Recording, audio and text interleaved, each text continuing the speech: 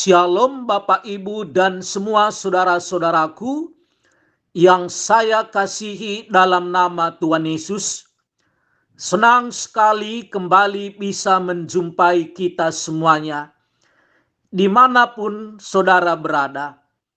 Dan saya berharap dari tempat ini, Ibu, Bapak, dan semua saudaraku dalam keadaan baik, dalam keadaan sehat, dan dalam keadaan sukacita. Itulah harapan saya dan itulah kerinduan saya dari tempat ini. Firman Tuhan yang kita renungkan hari ini saya ambil dari kitab Efesus pasal yang kedua ayat yang kedua. Demikianlah firman Tuhan. Kamu hidup di dalamnya karena kamu mengikuti jalan dunia ini, karena kamu mentaati penguasa kerajaan angkasa, yaitu roh yang sekarang sedang bekerja di antara orang-orang durhaka. Sejauh inilah pembacaan firman Tuhan. Beberapa waktu yang lalu kita sudah mendengarkan bagaimana keadaan jemaat Efesus dahulunya sebelum mereka mengikut Tuhan Yesus. Mereka mati secara rohani, walaupun secara fisik mereka masih hidup, mereka masih beraktivitas, mereka makan dan minum, mereka bekerja, dan lain sebagainya. Tetapi secara rohani mereka mengalami kematian. Dan ada beberapa ciri-ciri orang yang mati secara rohani. Yang pertama di dalam ayat kedua bagian A ini, mereka hidup di dalamnya, yaitu hidup di dalam dosa itu. Mati secara rohani, tetapi mereka hidup di dalam dosa. Dan sekarang kita lanjutkan, saudara-saudara, ciri yang kedua. Karena kamu mengikuti jalan dunia ini. Selain hidup terus-menerus di dalam dosa, tidak ada kemampuan dan kuasa untuk melawan dosa. Mereka juga mengikuti jalan dunia ini. Artinya adalah mereka mengikuti kebiasaan-kebiasaan dunia yang jahat. Apa saja kebiasaan-kebiasaan dunia yang jahat itu mereka ikuti tanpa ada kemampuan atau kuasa untuk melawannya. Keinginan mungkin ada, cita-cita mungkin ada, tapi tidak ada kuasa untuk melawannya. Dalam bahasa yang lain, mengikuti kebiasaan dunia yang jahat di sini, dunia yang jahat ini memperbudak manusia, memperhamba manusia. Budak artinya mengikuti kemauan tuannya tanpa bisa melawan. Kebiasaan-kebiasaan dunia yang jahat kita ikuti saja tanpa ada kuasa untuk melawannya. Orang yang mati rohaninya adalah orang yang ikut-ikutan, dibawa oleh arus dunia yang jahat ini, kesitulah dia pergi. Itulah sebabnya saudara-saudara, saya buat contoh. Orang yang terlibat dalam narkoba awalnya mungkin ikut-ikutan. Mungkin supaya nampak keren. Mungkin diajak oleh orang-orang tertentu atau sahabat-sahabatnya. Lama-kelamaan, kebiasaan untuk memakai narkoba itu sudah menjadi bagian hidupnya tanpa ada kemampuannya untuk melawan. Saya tidak tahu saudara-saudara, berapa banyak hari ini anak-anak muda dan remaja yang seharusnya dipergunakan hidupnya untuk belajar, menimba ilmu, akhirnya terjerumus kepada hidup yang seperti itu.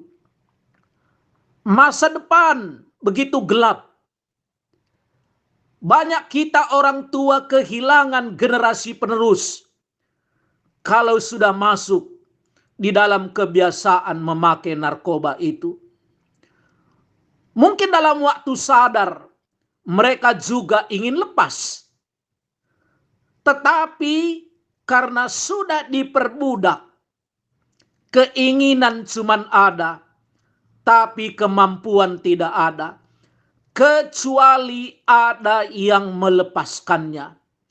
Dan itulah Yesus Kristus satu-satunya yang bisa memerdekakan dari perbudakan dosa itu.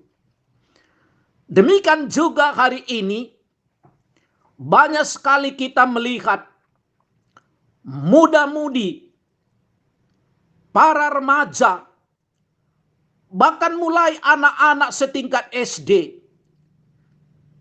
sudah biasa melihat film-film porno, bahkan mungkin juga mempraktekkannya.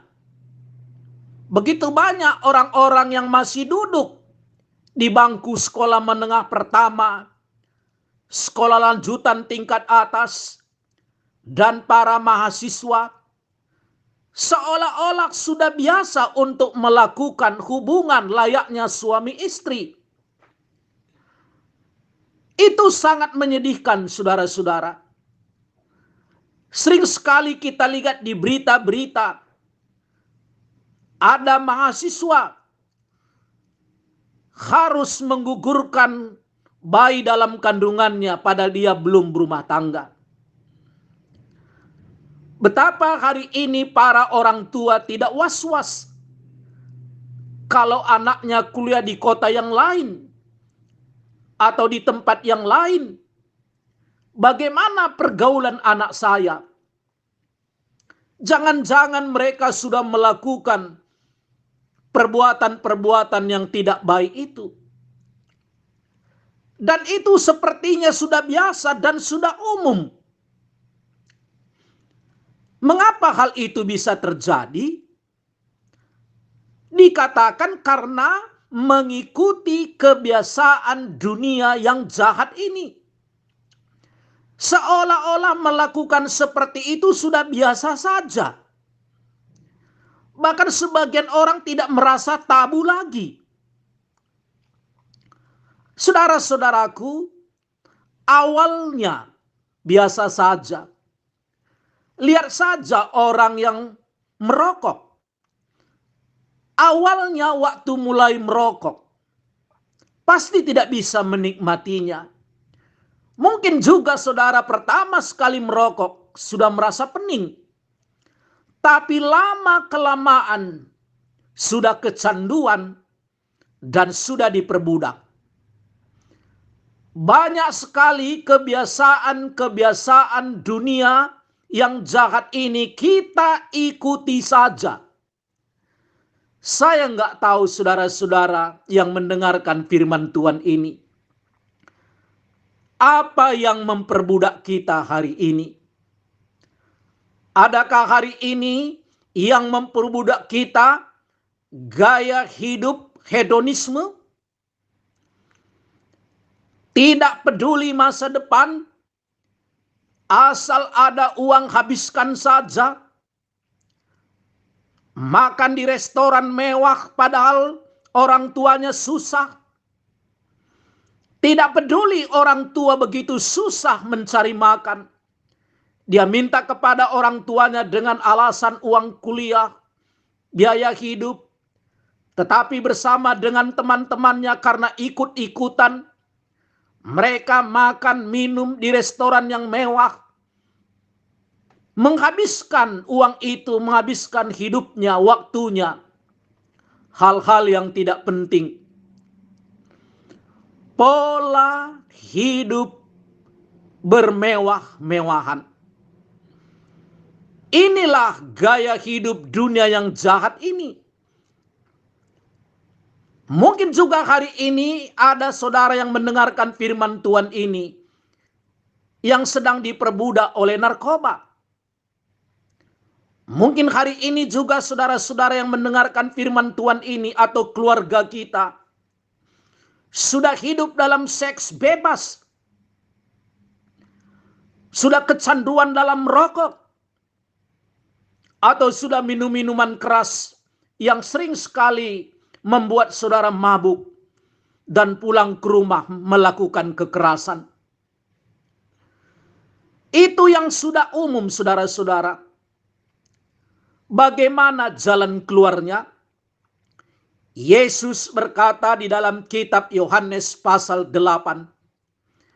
Jikalau anak itu memerdekakan kamu, kamu pun benar-benar merdeka. Anak itu adalah Yesus. Sehingga boleh kita katakan, jikalau Yesus itu memerdekakan kamu, kamu pun benar-benar merdeka. Mungkin hari ini kita diperbudak, diikat oleh dosa-dosa tertentu, yang belum pernah kita mengalami kelepasan, pemulihan. Datanglah kepada Yesus yang mau dan yang sanggup memerdekakan kita semuanya. Kalau dia rela naik ke atas kayu salib, mati, menumpahkan darahnya, supaya kita bisa dibebaskan, dimerdekakan, dipulihkan. Dan akhirnya dia berkata, jikalau anak itu memerdekakan kamu, kamu pun benar-benar merdeka dari perbudakan apapun. Maukah saudara hari ini dibebaskan dari perbudakan dunia atau kebiasaan dunia yang jahat ini? Mari kita berdoa. Bapa kami di surga, kami mengucap syukur buat firman-Mu ini. Walaupun kami manusia diperbudak oleh kebiasaan dunia yang jahat ini, dan kami mengucap syukur ada satu oknum yang mau dan mampu untuk memerdekakan kami, melepaskan kami dari perbudakan ini. Itulah Yesus Kristus yang mati di kayu salib untuk melepaskan kami. Berkatilah saudara-saudaraku yang mendengarkan ini. Mana tahu mereka ada yang diperbudak baik oleh dunia yang jahat ini, agar mereka datang kepada Yesus. Dalam nama-Mu Tuhan Yesus kami berdoa dan mengucap syukur. Amin. Kalau saudara-saudaraku ada pergumulan dan ingin didoakan, boleh menghubungi nomor HP saya 0853 71 72 71 40. Salam dari saya, Pendeta Antoni Tarigan.